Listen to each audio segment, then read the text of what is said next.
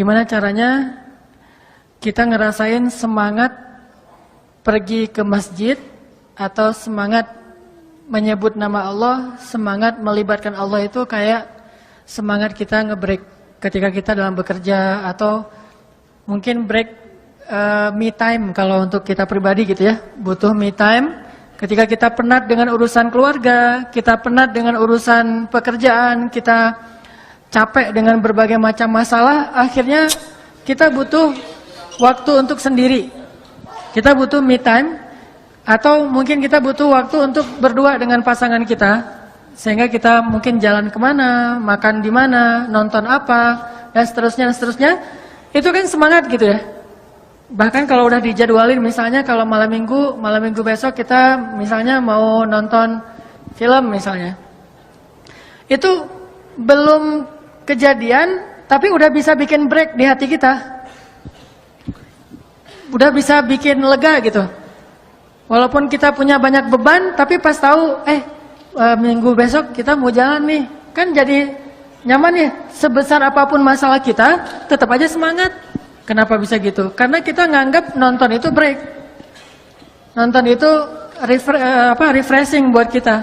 Bisa benar-benar menyegarkan semangat kita. Atau kalau teman yang senang musik misalnya. Gimana semangatnya kita? Misalnya pas tahu datang grup-grup musik idola kita.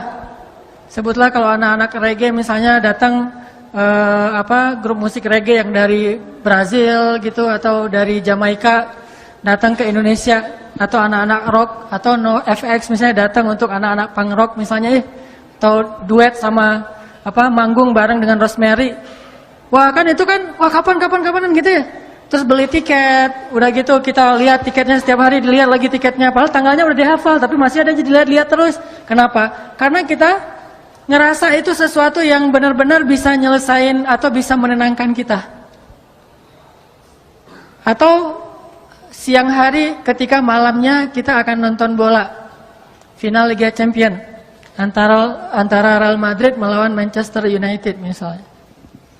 Siang itu kan kita udah nyiapin kopi, udah nyiapin kacang, udah nyiapin cemilan-cemilan, udah ngajak teman-teman, kita kalau perlu nontonnya itu yang layarnya agak gede gitu.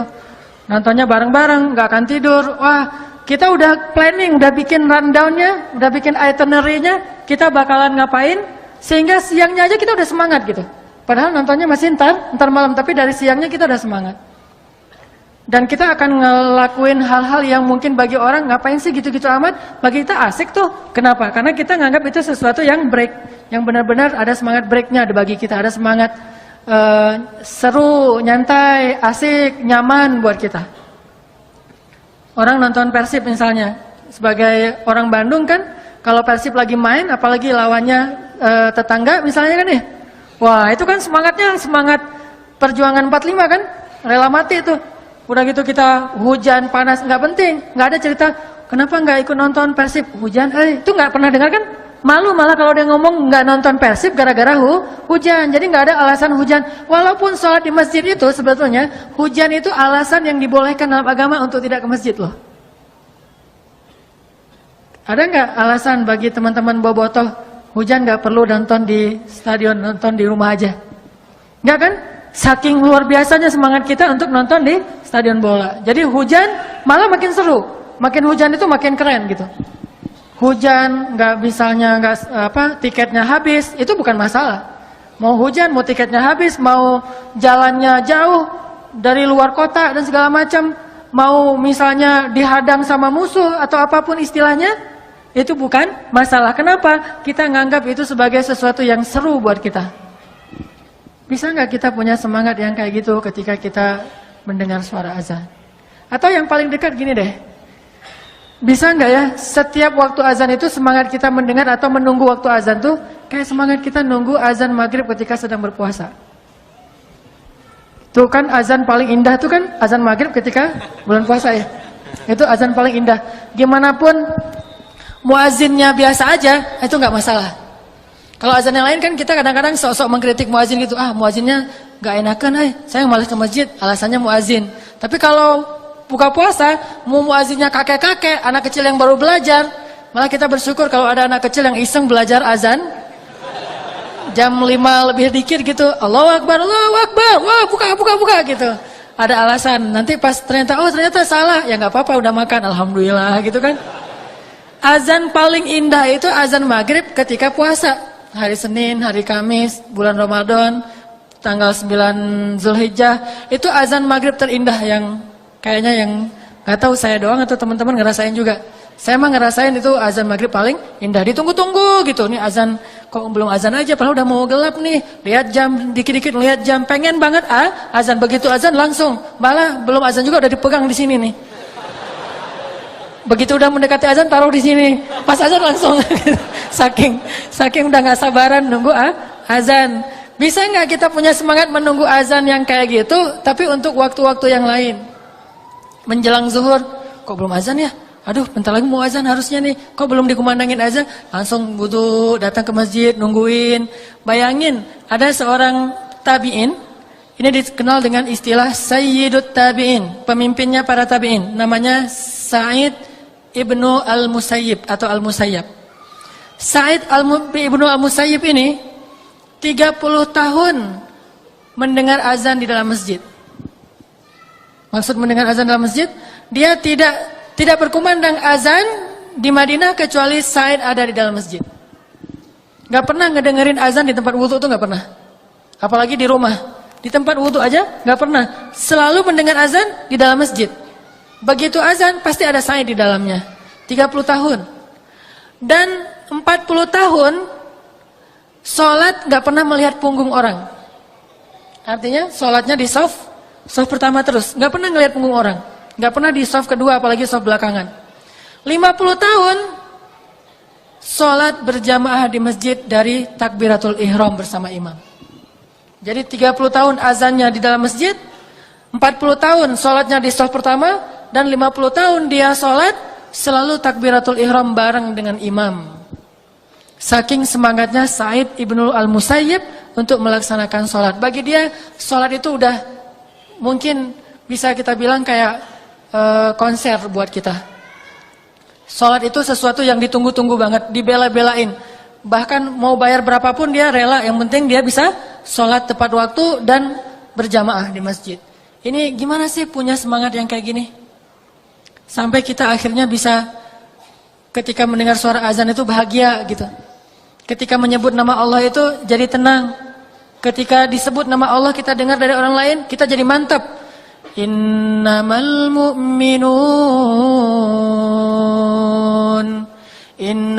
mu'minuna alladzina idza dzukirallahu wajilat qulubuhum. Mukmin yang sebenarnya jika disebut nama Allah hatinya gemetar. Wa idza tuliyat 'alaihim ayatuhu zadathum imana. Kalau dibacakan ayat Allah, imannya bertambah. Wa 'ala rabbihim yatawakkalun. Bertawakal kepada Allah Subhanahu wa taala, berserah diri kepada Allah. Bisa enggak sih pas dengar azan kalimat Allahu Akbar, Allahu Akbar, langsung gemetar hatinya, gemetar rindu gitu. Kita pengen banget, saya pribadi tuh pengen banget begitu dengan azan tuh rindu gitu. Aduh, dipanggil sama kekasih saya nih, langsung wudu, langsung datang ke masjid dengan perasaan berbunga-bunga, bahagia, dipanggil. Kayak kita di miss call oleh calon kita. Saya bilang calon ya. Kalau saya mah di miss call sama istri. Tapi beda sih di miss call sama istri sama calon gitu beda. Di miss call sama calon itu lebih cepet datangnya gitu ya. Di miss call sama istri ini pasti mau nagih uang bulanan ini mah. Coba bayangin di miss call oleh istri kita, di miss call oleh calon kita, atau mungkin bagi sebagian orang di miss call oleh pacarnya. Itu miss call tuh di capture sama dia. Lagi miss call keluar suara dia Yayang gitu ya, capture, langsung capture. Jam, tanggal, dan segala macam di capture, wah bangga dilihat-lihat. Sekali dapat SMS dihafal SMS-nya. Cuma satu SMS yang dia nggak berani hafal, lo gue N, itu nggak dihafal sama dia. SMS putus. Kalau SMS, ya saya terima atau apapun lah bahasanya, saya belum pernah diterima soalnya ya. Jadi nggak tahu gimana sih rasanya diterima nembak gitu. Bilang, aku suka lu sama kamu mau nggak jadi pacar aku? Terus dia jawabnya gimana sih? Kalau ya, saya soalnya keseringan dibilang enggak sih, soalnya jadi nggak. Jadi nggak ngerti rasanya iya tuh gimana gitu. Satu-satunya iya yang saya dapatin itu iya menikah. Alhamdulillah gara-gara itu jadi terjaga. Kalau iya untuk jadi pacar belum pernah, jadi nggak tahu rasanya gimana gitu. Yang sering itu enggak malas gitu banget sih sama saya. Jadi gimana bahagianya kita mendapatkan panggilan dari orang yang menurut kita cintai, kekasih kita, idola kita dan seterusnya. Bayangin gak usah kekasih, idola kita aja nge-like postingan kita kan bahagia banget tuh. Ada 1000 like, 999 itu nggak berarti tanpa yang satu itu. Like dari idola kita banget gitu. Wah ternyata dia nge-like saya loh gitu. Langsung nunjukin postingan berikutnya apa? Like itu yang diposting gitu. Jadi dapat like dari yang kita idolain itu di capture, diposting lagi. Di like lagi sama dia 2 kali. Akhirnya dia malas juga, akhirnya dia unfollow.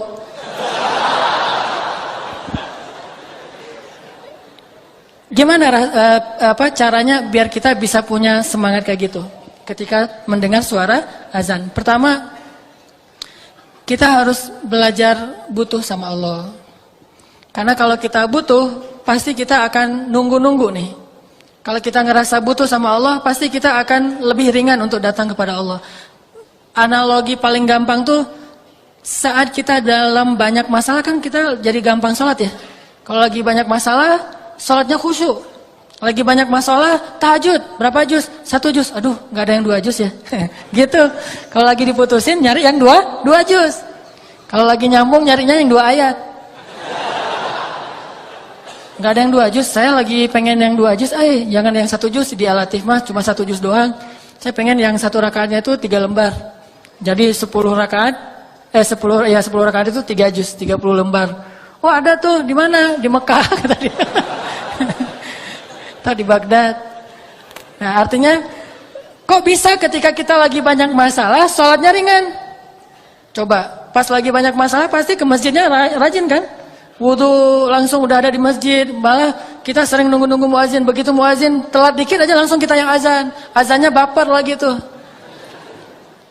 Hayalah sholahnya, hayalah sholah. Perhatiin gue dong gitu ya. Hayalah sholahnya irama kurdi, tapi kurdi yang paling baper.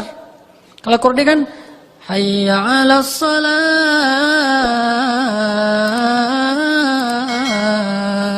Ini lebih baper dari itu.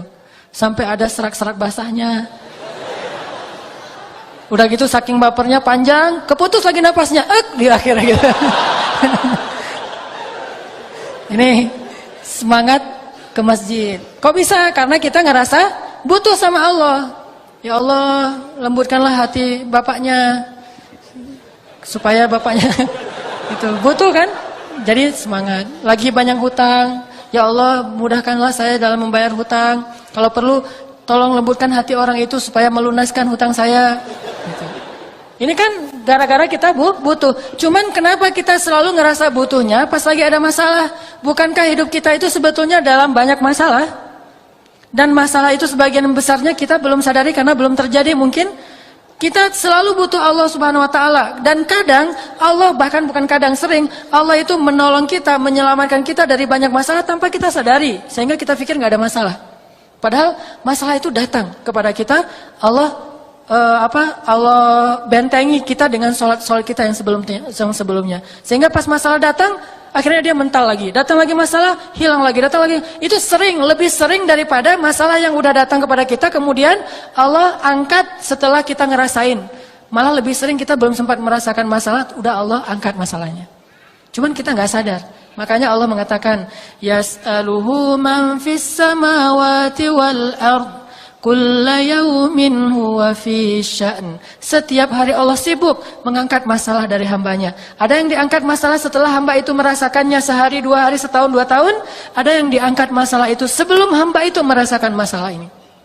Jadi Sering justru Allah itu sebetulnya menghindarkan kita dari masalah, menghindarkan kita dari kecelakaan, menghindarkan kita dari musibah, menghindarkan kita dari kerugian, menghindarkan kita dari sakit, penyakit. Sering menghindarkan kita dari banyak hal. Cuman Allah nggak pernah ngomong gini, hei hambaku, ini udah ya, satu masalah aku hindarin nih. Kamu bersyukur nggak sih? Ya bersyukur Allah, alhamdulillah gitu. Terus ini hambaku, kalau Allah mau ngomong kayak gitu, kayaknya kita nggak sempat ngapa-ngapain. Kenapa? Sehari mungkin 1000 kali Allah akan ngomong kayak gitu kepada kita. Dihindarkan. Baik masalah yang menimpa kita secara personal ataupun masalah yang menimpa kita secara kolosal. Baca deh sains tentang astronomi. Dalam semalam itu berapa asteroid atau komet atau bintang jatuh ke bumi yang terhindar oleh kebesaran Allah Subhanahu wa taala. Bayangin ukuran mobil aja. Walaupun ukurannya gede terus sampai bumi karena terkikis oleh gravitasi jadi seukuran mobil kena rumah kita, kan lumayan tuh. Bayangin, kalau Allah tidak menghindarkan. Makanya Allah mengatakan di dalam Al-Quran, bagaimana kami menjaga kalian dari langit dan dari bumi. Di dalam surat Al-Muluk. Apakah kalian merasa aman? Padahal Allah Subhanahu Wa Taala lah yang menjaga kalian di langit dan di bumi. Terus siapa yang memberi kalian minuman, memberi kalian udara dan segala macam. Allah tuh banyak ngasih kebaikan buat kita. Yang harusnya kemarin kita ketularan dengan penyakit seseorang, tapi Allah hindarkan kita nggak ketularan, yang ketularan teman kita. Akhirnya kita jadi menjenguk dia, bukan dia yang menjenguk kita. Kok bisa? Kita nggak sadar aja. Bukankah kita sering harusnya menjenguk teman, dijenguk oleh teman kita, malah kita yang menjenguk dia kan ya? Sama kayak saya sama teman pergi misalnya lagi ke Batu Karas. Ternyata kita sama-sama digigit nyamuk di sana mah. Nyamuk DBD. Pas udah digigit nyamuk pulang baru di jalan dia udah sakit. Akhirnya pas sampai di Bandung saya ngejenguk dia. Walaupun seminggu kemudian dia jenguk saya sih. Tapi setidaknya harusnya mungkin bukan saya doang, saya, dia dan beberapa teman yang lain rata-rata pernah kegigit nyamuk lah karena di sana banyak nyamuk. Cuma kenapa kita berdua doang yang sakit walaupun dia duluan kemudian saya. Bayangin kalau yang lain juga kena. Yang lain yang nggak kena DB itu mungkin ngerasa saya mah nggak kena sakit. Padahal mungkin dia pantas juga untuk dirawat di rumah sakit, tapi Allah menghindarkan musibah itu dari dia. Dia aja nggak sadar. Dan itu sering terjadi dalam hidup kita. Maka kita harus selalu ngerasa butuh 24 jam dalam sehari, setiap detik kita butuh kepada Allah. Sehingga setiap kali Allah panggil, udah saya emang butuh sama Allah, udah datang ke Allah. Apalagi memang nyata-nyatanya secara zahir, emang kita punya banyak masalah. Wajah-wajah kita kan wajah-wajah bermasalah nih. Banyak masalah gitu. Ketika kita lagi ngerasa sangat banyak masalah, maka sholat itu harusnya benar-benar jadi break kita dari masalah-masalah kita. Nggak nyaman hatinya, perasaannya, lagi tadi mungkin baru rame dengan pasangan, baru dimarahin sama orang tua, baru ada masalah sama teman, baru ngalamin sesuatu yang nggak nyaman. Hayalah sholat, udah datang aja ke Allah karena ngerasa butuh. Karena kita yakin begitu kita datang kepada Allah, kita libatkan Allah, Allah akan ikut menolong kita dalam masalah kita. Itu pasti. Tapi kalau kita nggak pernah ngelibatin Allah, nggak usah nuntut-nuntut Allah. Allah akan bilang, emangnya kamu ngelibatin saya? Bukankah kamu nggak pernah datang ketika saya panggil? Atau datangnya males-malesan, sekedar menunaikan kewajiban doang dan itu juga belum tentu sah? Coba datang sebagai orang yang butuh kepada Allah, pasti kita akan ngerasa lebih nyaman. Lebih semangat untuk sholat. Dan kalau perlu gini aja nih, begitu azan ingat masalah. Apa yang kita pengen, masalah mana yang kita pengen tuntasin dulu. Pas Allahu Akbar, Allahu Akbar. Wah, saya pengen lamar kerja. Datang ke Allah, Allah saya pengen dapat kerjaan yang halal. Udah.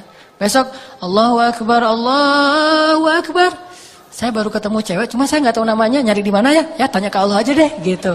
Datang ke Allah, ya Allah, mudah-mudahan saya ketemu lagi dengan dia. Kalau kedua kali ini saya nggak akan sia-siakan nih kesempatannya nih, langsung PDKT kenalan gitu ya. Yang pertama tadi kan agak-agak jaim, ngeliat-liat sekali atau ngeliatnya lewat spion. Tapi kalau yang ini mah, wah udah nggak ada basa-basi, Neng, boleh tukar nomor HP gitu. Ya boleh, ternyata dia kasih nomor handphonenya, nomor handphone yang udah expired. Pas ditelepon nomornya tidak terpasang gitu ya. Jadi akhirnya nggak nyambung. Minta ke Allah. Terus Allahu Akbar lagi. Saya pengen punya anak. Allahu Akbar lagi. Saya pengen apa gitu. Setiap Allahu Akbar minimal belajar ada pengennya dulu nih. Dan insya Allah selalu kita butuh Allah. Dan gak usah khawatir, pedagang banget sih, asal datang ke Allah minta sesuatu. Gak masalah, Allah itu suka dimintai, Allah itu suka dicurhatin, Allah itu suka kalau hambanya itu merengek di hadapan Allah. Istilah bahasa Arabnya itu ilhah. Allah itu suka kepada hamba yang suka ilhah, merengek. Allah gitu. Ngomong, ada apa ya abdi, ada apa? Allah, ini ada masalah dikit nih. Kenapa? Aduh, saya mah jerawatan Allah, gimana ya caranya?